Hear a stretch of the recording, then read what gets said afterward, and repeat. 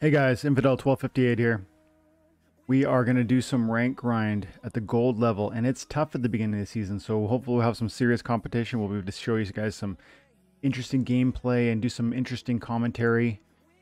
The reason we do this is because there are ways that Splinterlands can reward you maximally, and there are tips and tricks that you can know that will help you to extract the most value for your time and attention. That's why we do gameplay analysis, because there's certain things I can't tell you until it pops up in front of me as a game in front of me. Before I do that though, I won one game earlier. I got 80 DC or something like that. The rewards at gold are crazy. You guys need to buy your own cards, and I started accumulating. Get your 15,000 power. That's your foundation. You're in silver, and then slowly accumulate, whether it's through Chaos Legion or cheap reward cards. Just keep grinding. Get 5,000. Try and get 2,000 power per season, or 1,000 power per season, or 5,000. Whatever whatever your budget makes sense with, because you need to be here in gold. Gold or even better, gold or higher, because gold is given. At the end of the season, like toward the middle of the season, you're getting like 150. If you go on a win streak, it's like 150 DEC per win. And that's gold. Last night in Diamond, I was getting 200 DEC per win.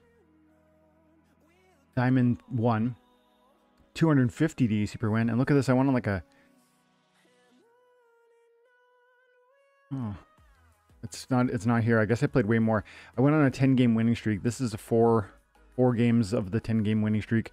And then I started to slide a little. 2 losses, 2 wins, 1 loss, 1 win. Win, loss, win, loss. Loss, loss, loss. But last night, it was crazy. At the end of the season, there's so much chaos. There's 200 DC per win. There's crazy rentals if you've got rental cards. This game is insane.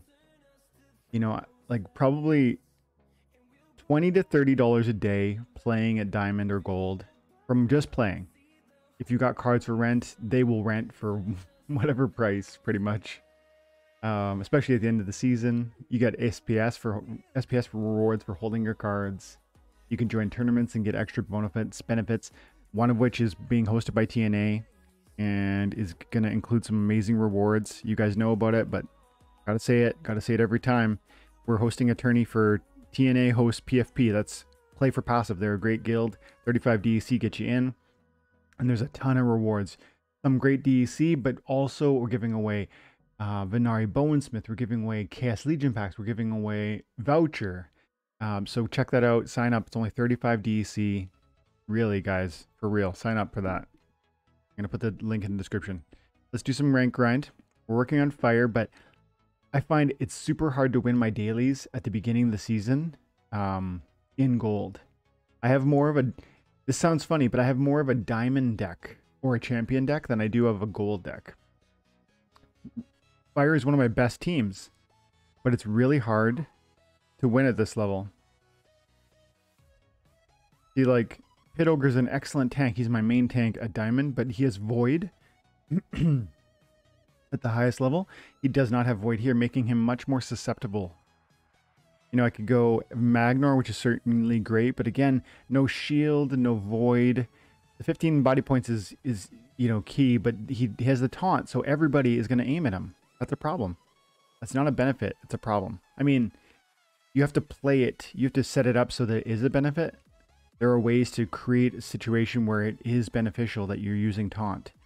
But it's important to understand it's not just a benefit. There's a real detriment to it in that you're creating a situation where all attackers are going hard at you. Maybe double heals will help. Let's find out.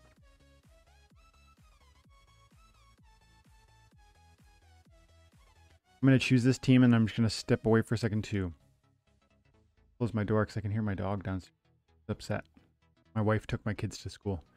Okay, so blast damage. I like doing that. And sometimes they'll do 3 blast damages because you're going to hit both first and second, right? It's my way to fake Yoden. Let's see, fire elemental blast damage. Elemental Phoenix blast damage. Got 2 heals. And the Magnor is going to be a distraction. There we go. Okay, I'm going to step away and close the door.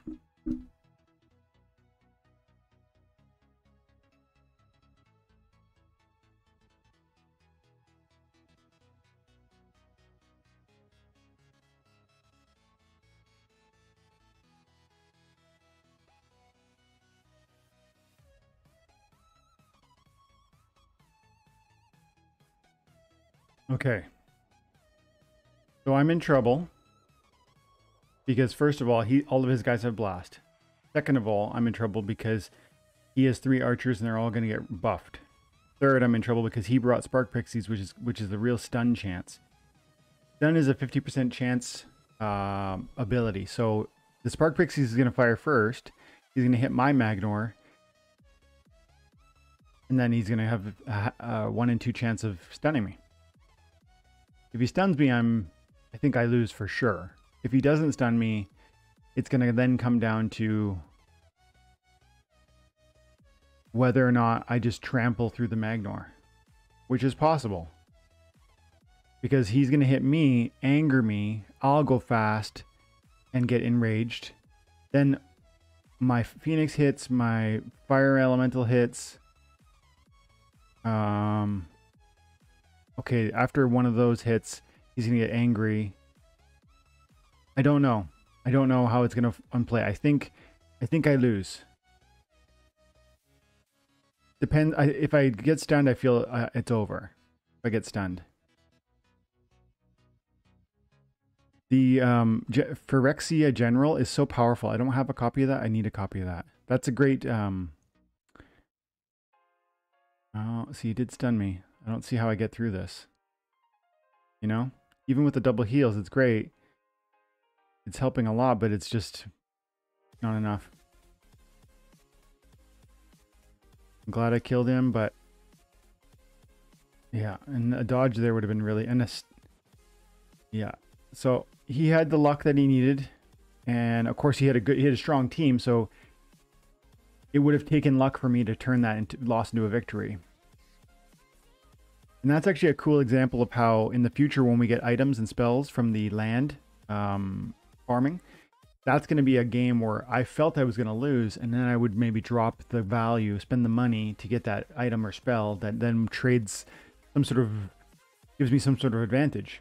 So you see the battlefield. That's what land is going to do. You see the battlefield in advance, then you decide, am I going to lose? If you think you're going to lose, you can spend money on things like items and spells. Probably you need to do it in advance so you can have them in your wallet, and then you'll just spend them like a potion, and the potion gives you extra speed or maybe extra shield or one new weapon or something. I don't really know yet, but cool advantages that can turn the tide of battle. Of course, that's going to be super helpful, and it's going to maybe I think it's going to transform the rank battle reward system, because that's going to open up the door for people who are really, it's one more level of skill. Because you need to discern by looking at the battlefield whether you're going to win or lose. And if you have that ability to tell right away, then you're going to use potions appropriately and not when you don't need to. So that's going to allow you to climb farther and get more rewards. Okay.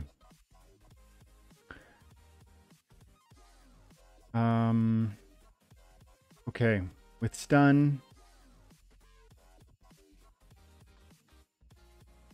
I want to go first. I'm thinking death, and not sure if, yes, Dark Enchantress has stun at this level. Very important. And then I want to add, because of this rule set, it's really important. Like I just spent 20 mana points out of my 30. I only have 10 more mana points. I want to fill the team out as best as I possibly can. Why? Because I have 2 stunners. I feel pretty confident I'm going to stun whoever the tank is. But now I need to follow up and hit him repeatedly to take full advantage of this heavy hitter's knockout ability. So we're going to want Darkest Mage is one of the best cards for its 2 cost mana, for the 2 magic, for the affliction. This card is amazing. It's got 4 hit points. This card is amazing. Now this would be a great choice, and I might pick it, but you need to think about the turn order. My Dark Enchantress has 5 speed. So she's gonna fire probably first. I want all of my other attackers to attack after Dark Enchantress has hit. You see why? Because Dark Enchantress has a chance to stun, and then I want to follow up on the stun and take advantage of that heavy hitter function. Dark Ferryman's a great choice, especially with the cripple and the dispel. Then we got 5 more points. We're running out of time, so I'm going to try and be quicker. Might pick Bonesmith. Might. Oh, definitely Serpentine Mystic, because the Affliction and the Slow. And then probably right there. There it is. That's the one. That's a ticket. So the Serpentine's a great combo with the Naga Assassin, because he slows, and the Naga, if he dodges, has that backfire.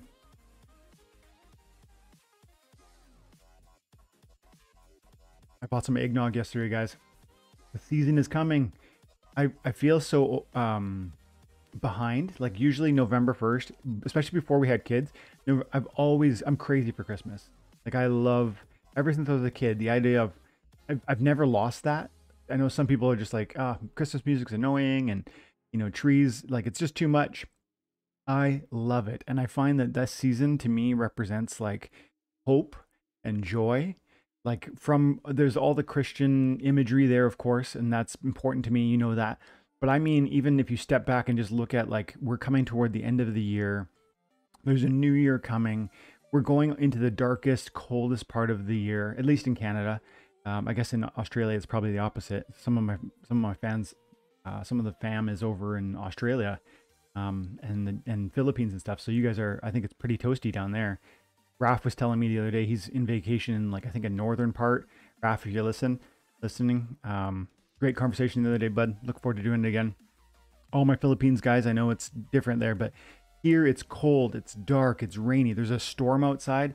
The storm is legendary. In the last 30 hours, it's rained more in these like last 30 hours than it will all month. It's like a torrential monsoon, and so that's winter in Canada, and if not rain and dark and wind, it's snow.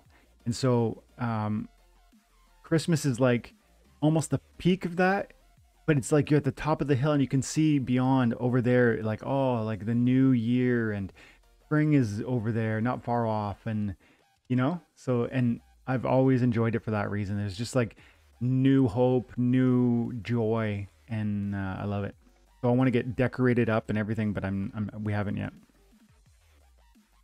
Okay, so I don't love the sneak attack situation here. This is a powerful combo. Feral Spirit is an excellent card, and this is why I love, if you can see any sort of sneak attack monsters with a 2 or 3 mana cost that have really high speed and have a decently high melee attack, 3 or 4 is excellent. And that includes now Uraeus, which is that neutral snake with the poison. Excellent card. And it's an epic, so you only need, I think, probably 10 or 20 of them to make it a really, really quality sneak attack monster. There's also the other one. Uraeus. The new blue one. Pelacor Bandit. So ridiculously cheap. If you need cards that are quality, and most of my fans play blue because blue is really good in silver and bronze, right? It's also good at every level, but that's where, you know, if you're just getting started, you're working usually on a blue team. You need a Pelacor Bandit, period. And it's so inexpensive at like 20 cents per.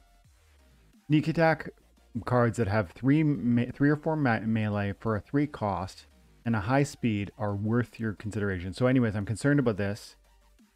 But maybe we end up dodging, maybe, because of speed. Maybe we'll see. He's super fast, so I doubt I get away with this. But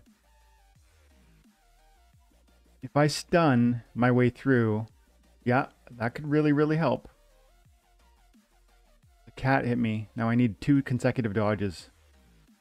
If I even get 1 dodge, I'd be really pumped. That's too bad. Really too bad. Okay.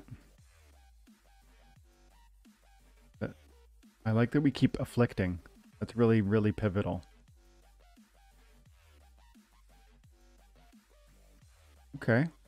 Okay. I'm listening. Yeah, I think we're going to be Gucci here. No stun though on the cat, but there it is. Now, can the heal... The fact that he didn't poison me there, that's lights out.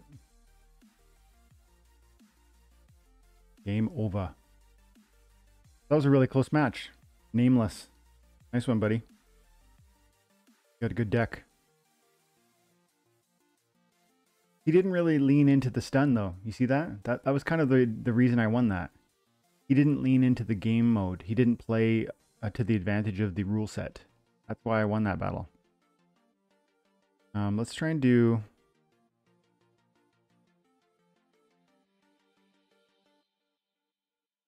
This is a battle from yesterday. But it was fun. Let's watch it. This is Nightmare with a rare summoner against Yodin. This is from last night when I was on a crazy win streak. This was me playing at Diamond 1. I went from Diamond 3 to Champion 3 in like 4 hours or something, just grinding hard. I went on like a 10-game winning streak. I was just gobbling people up. And then there was DC just falling out of my pockets. Okay. Looks like a tough match. I felt like I was going to look at all these archery monsters, but I nerfed them because of my summoner, first of all. And then second of all, oh yeah, and there was no abilities in this one. The fact that like, look at this match. There's no abilities. But he comes to it with Blast, so that's a gigantic advantage. I can't believe I won this one. I just brought... But Black has so much good magic. And the Nightmare is so excellent at, like, from a meat shield perspective, and also just even from the it's an excellent card in any context. And it's really, really helpful. Right there I killed a 7 melee monster, or 7 heart monster with exactly 7 magic. When you are lucky enough for the turn order to allow you to delete your opponent perfectly, it's such a great advantage. Like, they have 5 hit points and you hit them exactly for 5 hit points before they can fire. That's so fortunate. It's such a kick in the butt when they have 5 hit points and you hit them for 4 and then they get to fire. That's super annoying. And look at that, it was 72. I was on a crazy win streak at the time. 191. Wasn't that wasn't even the apex of the win streak. It was a 10% bonus for win streak, 15% for guild. Wow, 15% for guild. IG2. Love you guys. They've been really good to me. They've allowed me to come in, participate in brawls. They've allowed me to... There's conversation with several people in the Discord. Good group of guys. Okay. I actually owe... Before I boot one more battle, and before I forget, I'm actually going to send 500 to the squad. Building door 500. It's very common for guilds to charge a good amount of DEC to be part of a DEC or a guild. 500 DEC is not too much, and that's what I agreed to pay. And that's because, like I say, there's great advantages, like a 15% DEC bonus on every single match I fight. And all of these contributions go towards supporting buildings. These buildings are a benefit to me personally, as well as the guild communally. Okay, let's play one more battle. Hopefully we can get 1 for fire. Okay, sneak it. Oh, 2 million. Kawash has got the heat over here with 2 million power. He's got the sneaks. Oof. He's got a lot of heat, actually. Okay, so sneak attack. So that makes me go white. I'm going Silver Shield Knight, and I'm going to try and do speed. And you got to bring the Shield Bearer. You got to be... This is a situation I said earlier in the first match. Sometimes you want Taunt. You want all the focus in one area. In this context, where I can expect him to do melee focused attacks, I definitely want a Shield Bearer at the front of the line with the shields, and I definitely want an Angel of Light to bring him back when he dies.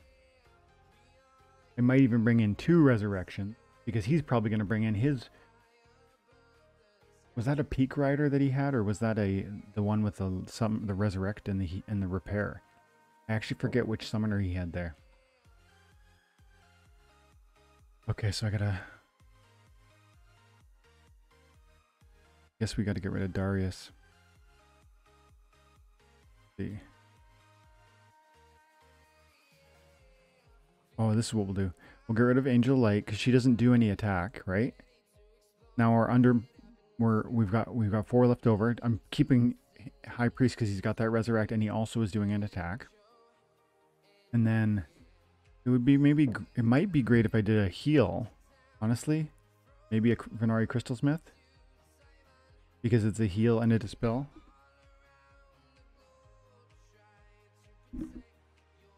But then again, I might just do Crystal Wolf because Crystal Wolf is going to give me 1 more attack and the thorns and the silence for the magic. Do it that way.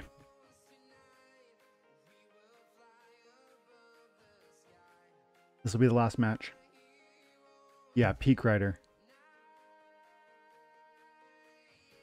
I was talking with Jarvie the other day, and we were talking about Peak Rider. He explained to me that Peak Rider is actually, I guess, a summoner that Peak Monsters and Peak D, Jarvie, and I guess his partner, helped create or design. And it's a really cool... I have never owned this card, and so I never really paid attention to it, and so I never looked too closely at the artwork. But it's interesting that he pointed out that, as you can see, he's kind of like black. He's got the red eyes, but he's got the white armor. I guess he's a demon that used to be for the death team, and then he, for whatever reason, like there's a whole lore story around how he didn't like how they were behaving or didn't like something about that culture, and so he left and he joined the life team. And so if you look really close, you can see like there's a demon underneath this like beautiful gold and white armor.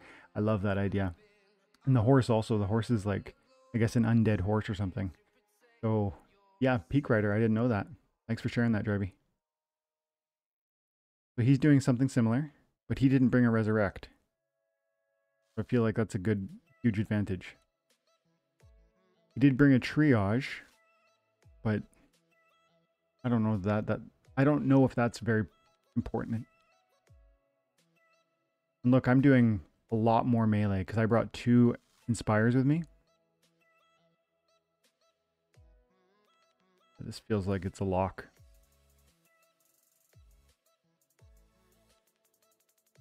Resurrect. Now I should have brought a heal. But that's okay. It was I still took 2 more hits with that thing before he went down. Nice thorn kill. Nice.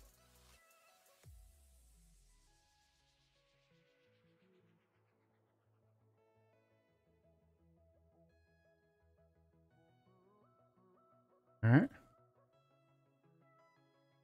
Okay. Doing good. We got it. There it is. Nice. Okay, so that'll be the last win. This is another card.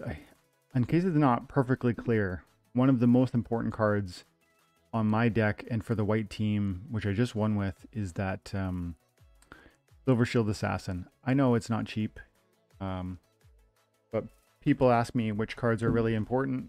That one is. Summoner. Where is he? 20 bucks. Ouch. Yeah, I mean, I don't know if I would be paying 100 bucks for a level 2. Level 3. Oh, level 3. So for $95, you can get a level 3. That's a lot of money. But it does have the double strike. It does have sneak, obviously, and it's got the 2 magic, or 2 melee at that point. That's a very powerful card. Very powerful card. Not cheap. You gotta take that into consideration, but I find that that's extremely important. And okay, I'm gonna leave it there. Thanks for your time and attention.